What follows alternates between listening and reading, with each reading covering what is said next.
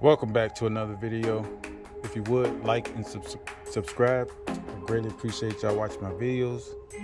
Doesn't cost any money, it just helps out the channel. Please like and subscribe.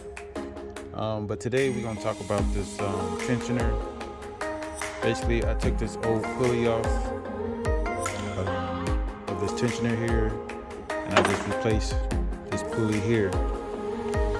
And basically, when you do this, this is a reversal. So when you do righty tighty, lefty loosey, this one is here reversal, because when you pull the tension on it, this is tightening, and this way will be loosening. So just keep that in mind when you do these.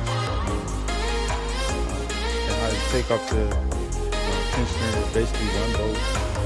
It's in the middle of here.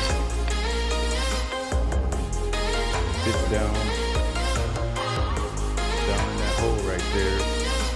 You just hold it into that hole as you get it. I usually do torque specs, but I didn't look up this torque spec on this one. But remember, always do this in reversal, because if you don't, you're gonna strip out these threads.